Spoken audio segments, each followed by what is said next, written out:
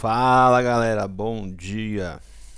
Estamos aqui para mais uma aula e dando seguimento à apostila número 2, nós vamos trabalhar hoje com comércio e turismo, tudo bem? Essa é uma aula que, né, como as aulas do segundo ano vão trazer um conteúdo bastante amplo, certo? Eu particularmente penso que esses assuntos deveriam ser desdobrados, cada aula trabalhando com um assunto em particular, certo? Mas nesses momentos de pandemia e tendo em conta que nós já estamos um pouco atrasados no conteúdo, vamos trabalhar, né, de forma conjunta. Ok? Então, essa é a pauta que nós temos que trabalhar, né? Nessa aula, nós vamos falar do comércio mundial, nós vamos escrevê-lo um pouco, vamos falar dos fatores responsáveis por essa expansão do comércio, vamos trabalhar, né, com novas formas de protecionismo, vamos falar da OMC e depois vamos encerrar com o turismo, né? Nós vamos ter em outra aula, nós vamos falar sobre no Brasil o turismo. Primeiramente, né, nós trabalhamos no começo do ano com a ideia da ONU, que seria a Organização das Nações Unidas, e dissemos a vocês que a ONU ela tem dentro do seu organograma outras organizações, né, agências ou organizações, cada uma delas trabalhando dentro de uma perspectiva ou de uma área ou de um segmento, né? E a OMC ela está encarregada do comércio, de organizar o comércio em matéria internacional, em estabelecer regras para que o comércio aconteça cada vez mais, né, o aumento do comércio entre os países, tentando trazer justiça dentro de regulação para essas regras comerciais, para essas atividades comerciais. Aponto para vocês que a OMC, ela atualmente, ela é muito influenciada, ela sempre foi, né, influenciada pelo liberalismo, mas hoje ela é influenciada pelo neoliberalismo.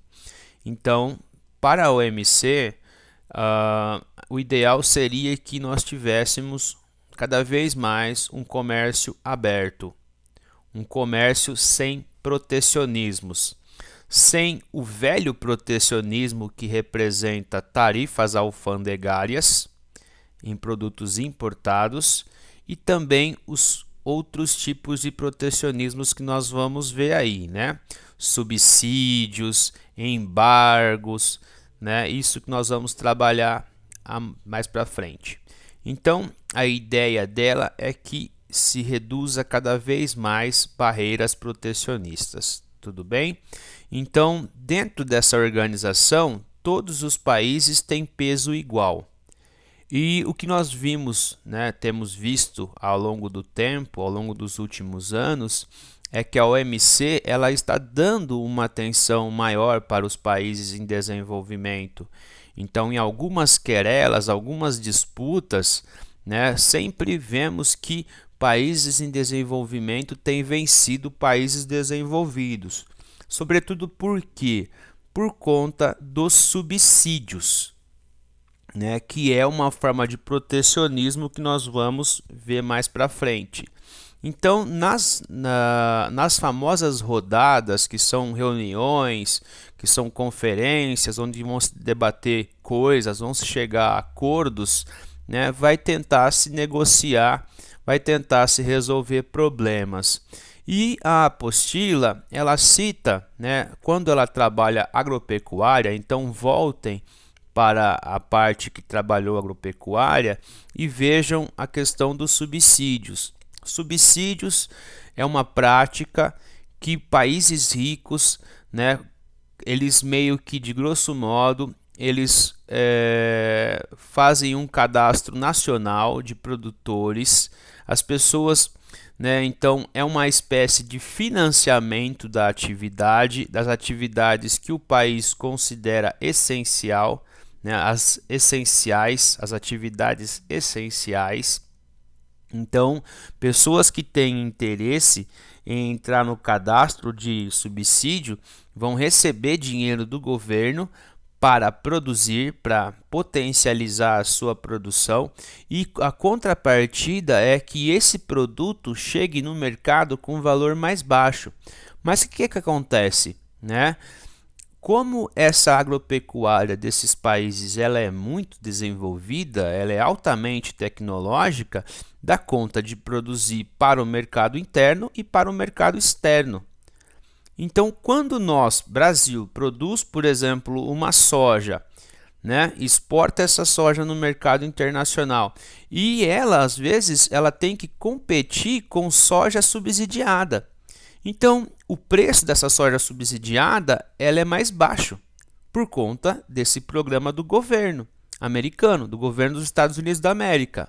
Sendo assim, não é justo uma concorrência entre uma soja que não é subsidiada com uma soja que é subsidiada, certo? Então, o Brasil tem levado, né, nos últimos anos, né, antes desse novo governo, o Brasil tem levado disputas para as rodadas, para a OMC, né, questionando, né, esses países que se valem dos subsídios. E o Brasil tem sempre ganhado, né, essas disputas, ok? Então, o que nós vemos, né, por exemplo, na questão do Trump? O Trump é um protecionista, ele pratica subsídio e ele tem, ultimamente, estabelecido tarifa protecionista em produtos importados pelos Estados Unidos da América. Nos últimos anos vimos o Trump, né, sobretaxando o aço, o ferro, né? Então, tem-se um costume nos Estados Unidos, tirando a questão dos subsídios, de abertura comercial, né, de prática de livre mercado. Mas desde a chegada de Trump, nós temos o quê? Visto ele priorizando, né, a indústria nacional, a agropecuária nacional, em detrimento de importações do comércio externo, tá? Então, onde eu quero chegar aqui? Num problema com a China, certo? Porque o comércio com a China, Estados Unidos, China, envolve muita exportação de produto primário para a China e muita importação de produto manufaturado. Então, a consequência mais natural disso tudo é o que? Um déficit de balança comercial. Então, faço aqui um parêntese e reforço uma coisa para vocês. Lembrem-se que eu disse a vocês, recomendei que vocês assistissem aquelas aulas sobre conceitos econômicos. Elas são necessárias para que vocês possam entender bem todos esses temas que nós estamos trabalhando. Tranquilão? Muito bem, então, retomando o nosso estudo. O comércio global, né, essas trocas de produtos entre os países, tem apresentado algumas tendências, né, dentro dessa nova ordem global. Então vamos aqui ver quais seriam essas tendências. A primeira tendência nós trabalhamos já em aulas passadas, o crescimento cada vez maior do volume de trocas de produtos entre os países, né? Nós estamos passando por uma pandemia, então nós estamos quebrando um pouco essa tendência. Cada país está meio que em si mesmando. Nós vamos ter, com certeza, uma série de PIBs dos mais baixos da história esse ano, né? Nós estamos entrando numa retração econômica muito grande. Então, o comércio global tem diminuído muito, ok? Por conta da pandemia. Conforme a pandemia for vencida e a economia retomar o seu crescimento, nós vamos novamente ter o quê? Um crescimento do volume das trocas. Segundo ponto, surgem novas formas de protecionismo por parte de países desenvolvidos. Então, às vezes isso representa uma grande contradição. Por quê?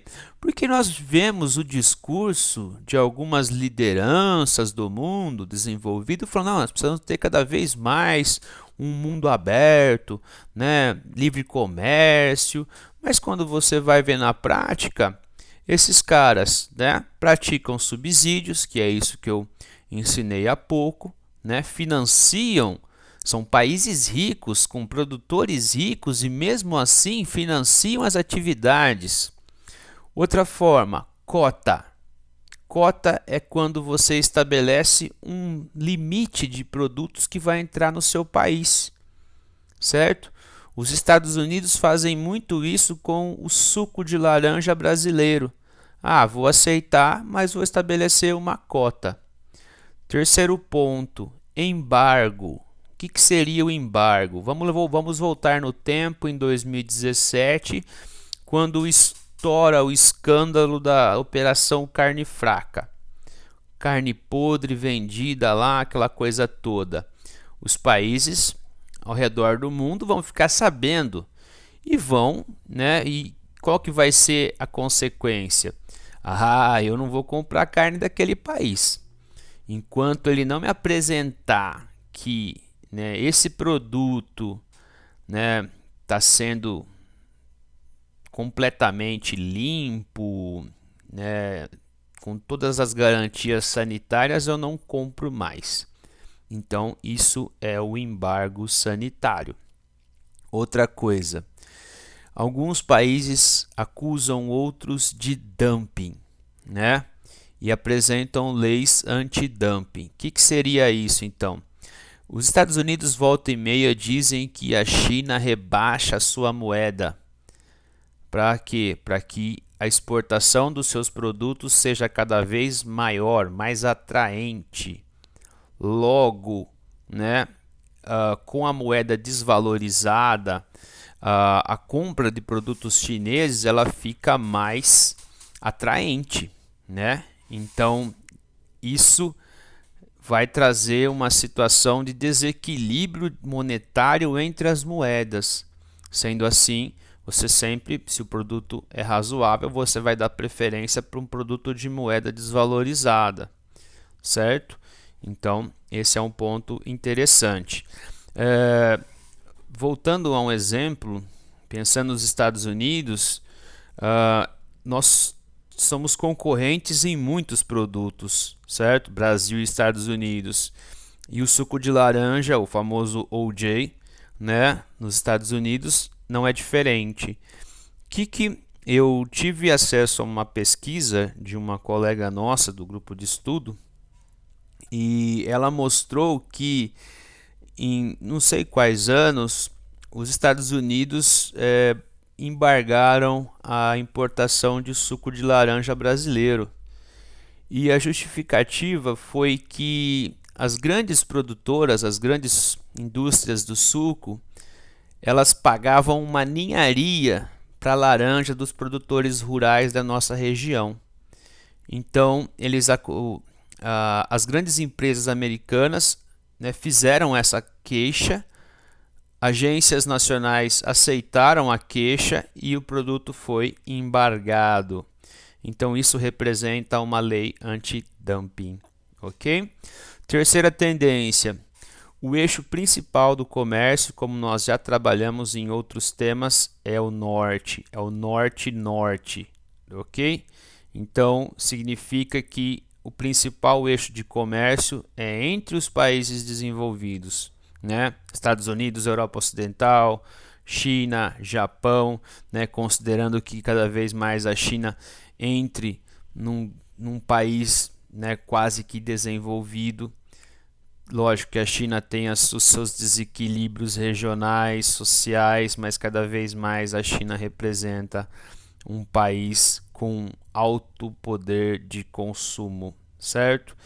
E esses produtos são quase sempre produtos de alto valor agregado, tecnologias, produtos manufaturados, ok?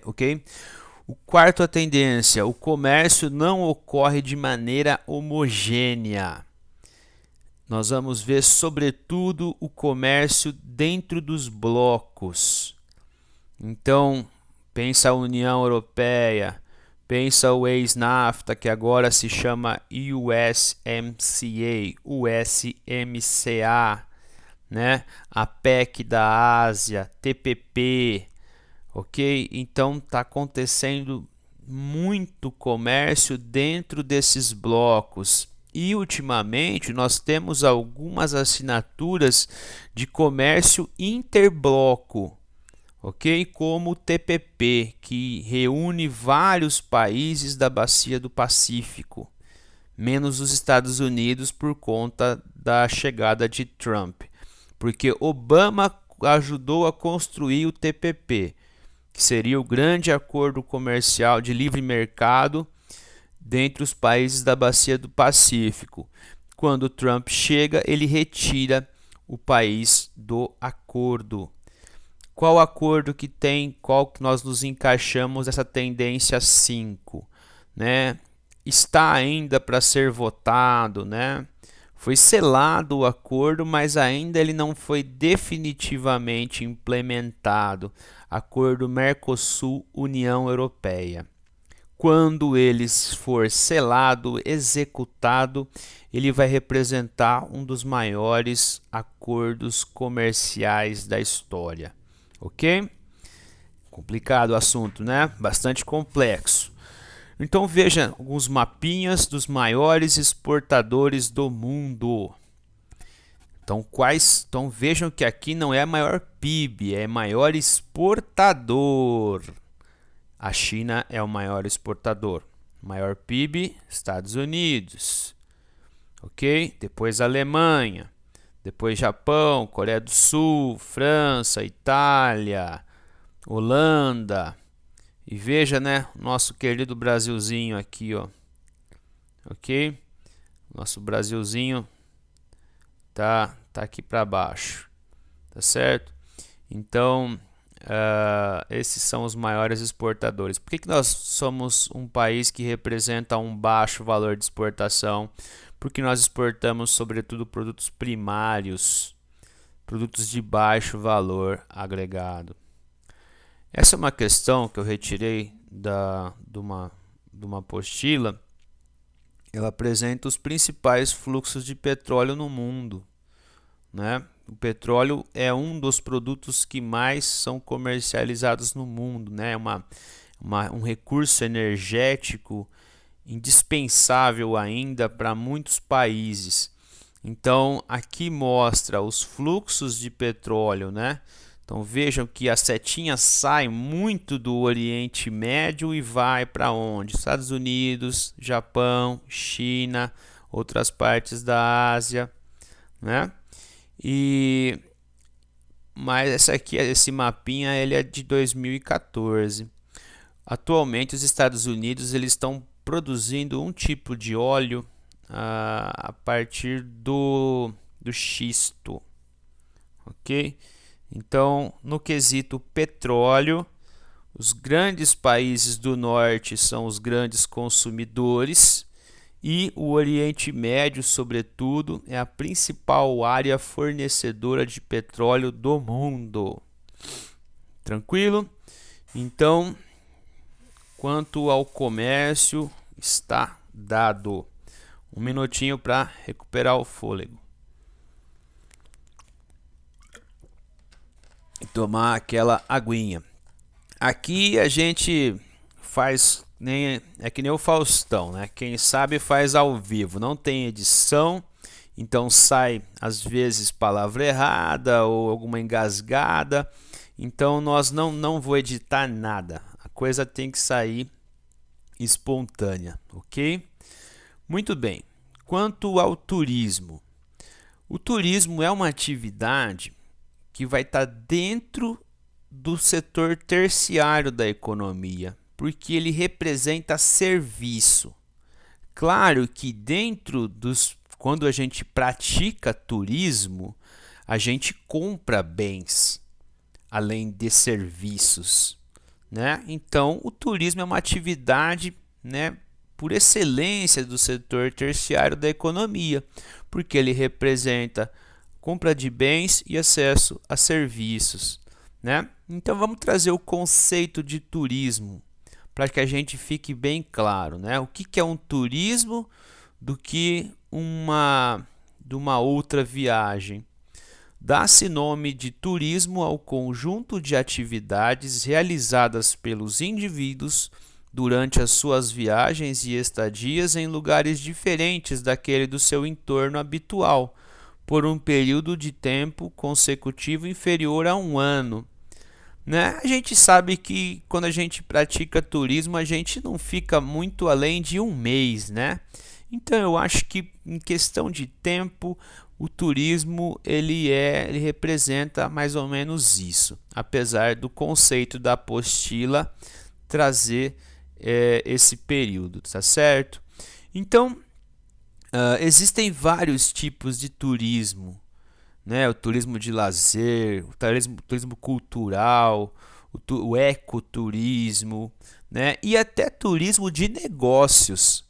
Porque quando você vai numa reunião representar a sua empresa num outro país, é uma espécie de turismo de negócio, ok? Então são vários tipos de turismo, tá certo? Depende do aspecto que você está levando em questão. Aqui em Monte Alto, por exemplo, a cidade quer ser conhecida como uma cidade de ecoturismo. Só que nós não temos nenhum serviço especializado que leve as pessoas até nossos pontos turísticos, ecoturísticos. O que é muito conhecido aqui é o turismo religioso, né, da menina Isildinha. Ok? Pontos importantes do turismo. A dinâmica demográfica e do trabalho tem favorecido. O que significa essa dinâmica demográfica? Nós estamos passando por uma espécie de envelhecimento da população. E a população, né, e esse envelhecimento representa que muitas pessoas estão se aposentando. Então, quando as pessoas se aposentam, ela tem a garantia do recurso e tempo, certo? Então, se a gente for fazer um mapeamento das pessoas que praticam turismo, seguramente, né, a fatia se a gente for trazer o perfil do turista, o número maior com certeza é acima de 50 anos, certo? Então, por quê? Porque eles têm renda, né? Não estou pensando muito em Brasil, tá? No Brasil apenas uma pequena classe, né, vai representar esses turistas de terceira idade que vão viajar pelo mundo, ok? Mas se você pegar nos Estados Unidos, no Canadá, na França, na Alemanha, né, na Suíça, na China, né, nós vamos ver muitos turistas. Apesar China, o que tem de turista chinês pelo mundo é uma coisa assombrosa, certo? Então, nós não podemos nos esquecer que nós temos nos países com direitos trabalhistas a ideia das férias. Então, é nas férias que você vai ter a alta temporada. No nosso caso, dezembro, janeiro. No caso dos europeus e norte-americanos, japoneses, junho, julho, agosto, né? Que seria o verão. Então, nós temos que lembrar isso. E o turismo, atualmente, ele tem, né, representado a saída de um produto restrito a poucas pessoas a mais um produto da sociedade de massas. Então, cada vez mais as pessoas, né, fazem turismo, se endividam, compram pacotes de viagem, né, e praticam o turismo. Se fazendo uma relação com a pandemia, não se esqueçam que quem potencializou a disseminação do vírus foi o turismo e o comércio, certo? Então, aqui em Jaboticabal, quem morreu, as primeiras mortes de pessoas que fizeram turismo? Aqui em Monte Alto, a pessoa que morreu estava, se eu não me engano, em Porto de Galinhas, certo? Então, o turismo potencializa essa circulação de pessoas pelo mundo, essa disseminação, né, essa troca de pessoas, essa troca cultural pelo mundo e a troca do vírus também, certo? Ele permitiu que o vírus circulasse, ok? Então, por quê? Porque virou um produto de massa, não é mais uma pequenina, né, parcela da sociedade que pratica. Como nós sabemos disso? Vê o tanto de gente que faz turismo hoje e o tanto de gente que fazia turismo nos anos 90, nos anos 80, nos anos 70. Não tem nem comparação, gente. Primeira vez que eu fui na praia, em dezembro, em Ubatuba, 93, 94, você conseguia andar na praia, circular pela praia. Vai lá hoje, né? Praia Grande, Toninhas, em Ubatuba, dezembro e janeiro. Você quase vai trombar um no outro. Tanta gente que tem, certo? Enfim, o turismo ele representa, né, em muitos casos, uma potência de enriquecimento cultural. Então, pô, nós vamos para a Itália ver museus, ver sítios arqueológicos, ruínas, para a França, pinturas, sei lá, você vai agregar conhecimento das coisas, dos lugares para a sua vida, né? Apesar de que eu sei que tem muita gente que prefere viajar para fazer compra, mas é normal, cada um é cada um, né? E assim sendo, caminha a humanidade. O importante, saibam que para alguns países o turismo representa a principal atividade econômica. Então, quando a gente olha para os velhos países europeus, o turismo é essencial, ok? Veja o que está acontecendo por conta da pandemia. Nós vamos ter PIBs caindo na casa de 5, 10, 12%. Então imagina o impacto que vai ter, né, na entrada de dinheiro forte, na entrada de dinheiro nesses lugares que dependem muito da atividade turística. Então nós vamos ter isolamento, não só isolamento agora, mas isolamento futuro. Por quê? Porque alguns lugares, né, vão ainda ter sérias restrições para a entrada de pessoas. Então isso vai trazer um impacto muito grande, principalmente para aqueles países que dependem muito desses recursos, como os países, né, do norte europeu, como França, como Itália, como Portugal, como Espanha, né? A Alemanha e a Inglaterra têm economias robustas, né? Então elas ainda conseguem com outras atividades, né, tocar a vida, mas certos países como a Itália dependem muito de dinheiro do turismo. Não vamos nos debruçar sobre o Brasil hoje porque vai ser assunto de outra aula. O Brasil ele se encaixa naqueles países que têm alto potencial, mas, né, numericamente nós representamos muito pouco no turismo internacional, como nós vamos ver mais para frente. Prometo que já estou caminhando para o encerramento da nossa aula. As vantagens do turismo para quem, né, recebe pessoas: entrada de dinheiro, ingresso de capitais, geração de emprego, ok? Muita geração de emprego, circulação de dinheiro, né?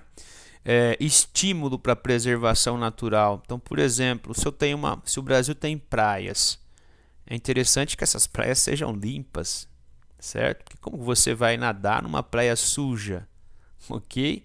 Então, se você tem patrimônios naturais, culturais, é importante que a gente, né, os preserve.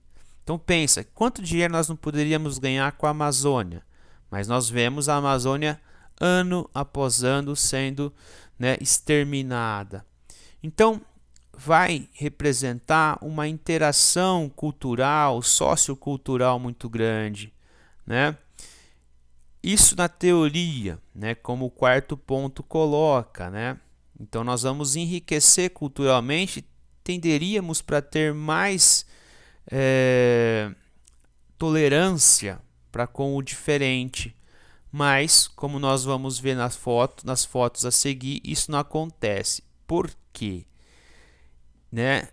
Está havendo, principalmente na Europa, movimentos antiturismo, certo? Movimentos muito fortes em algumas cidades europeias, Veneza, Barcelona, Paris, né? Por quê, gente? Porque como chega muita gente, certas áreas da cidade, que são as principais, são as centrais, o custo de vida vai ser altíssimo. Os preços das coisas, dos produtos, dos imóveis vai ser altíssimo. Isso faz com que pessoas que viveram uma vida toda nesses lugares tenham que acabar saindo dessas áreas centrais ou áreas, né, de alto interesse turístico para áreas, né, periféricas. Então, acaba penalizando os moradores locais. Então, esse é uma das principais queixas, né? A alta circulação de pessoas, o barulho, né? Então, isso tem molestado muito as pessoas nesses lugares, né? Além do que, né, certo, muitas vezes, muitas gentes que vêm praticar turismo, né, vêm com um estímulo, né, a praticar coisas ilegais ou explorar turismo sexual. Então, as Copas do Mundo, as últimas 2 Copas do Mundo mostraram isso. As pessoas gostavam de ver jogo de dia, por exemplo, e de noite sair para beber e caçando prostituição. Isso aconteceu tanto no Brasil quanto na Rússia. Vejam aí algumas imagens mostrando, né, manifestações anti-turismo. Aqui no caso da Holanda, né, o Go Home. Eu mesmo vi em Florença frases ofensivas para turistas, né? Tipo, o turismo estraga a beleza das coisas, né? Enfim, olha lá, todos os turistas são bastardos. Aqui a frase, né? Barcelona, turistas bem-vindo, locals não bem-vindos. Então, são coisas que podem ser exploradas em eventuais vestibulares, ok? Veja aqui, né, esse quadro. Quem vem ao Brasil? Principalmente argentinos e estadunidenses. Para onde os brasileiros vão? Principalmente para os Estados Unidos e para a Argentina. Quem recebe mais turistas? Esse ponto é importante para nossa aula. Quem recebe mais turistas? Esses são o top 5, França, Espanha, Estados Unidos e China. Agora olhem o Brasil, não é o 11º não, é o 41º da lista. É ridículo para um país que tem tantas belezas naturais, culturais, né? É ridículo estar na 41ª posição. Mas como eu disse, não é assunto para nossa aula. Eis aqui os espaços principais do turismo, sempre o norte, né? Sempre o norte. Europa, Estados Unidos, né? China, espaços secundários. Então aqui o Brasil se encaixa, principalmente na questão das praias, né? E as cidades mais visitadas. Percebam que a única cidade mais visitada do hemisfério sul é o Rio de Janeiro. Mas eu acho que ele não contemplou a Austrália, que também deve ter lugares bem visitados, e a África do Sul também. E para encerrar a nossa aula, o turismo internacional. A flecha mais dilatada representa os principais fluxos. Então veja, né? O norte. Estados Unidos, Europa, Europa, Estados Unidos, Japão, Estados Unidos, Japão, Europa, China, né? Esse mapa ele não está mostrando a China, gente. Agora que eu acabei percebendo esse detalhe. A China, vocês podem entrar e pesquisar no Google. A China tem se tornado, ao longo dos últimos anos, um dos maiores exportadores de turistas do mundo. Eu mesmo, na Itália, vi uma maré de chineses entrando nos mesmos lugares que eu entrava. Ok? Então, tem muito turista chinês que esse mapa não contempla. Ok? Olha o nosso país, ó. Representa muito pouco no mapa mundial. E a pontinho vermelho é ecoturismo, né? Que está mais para o sul, ó. Ok? Então, isto posto, né, concluo nossa aula de hoje. Espero que vocês tenham gostado. Agradeço bastante a atenção. Um abração e até mais.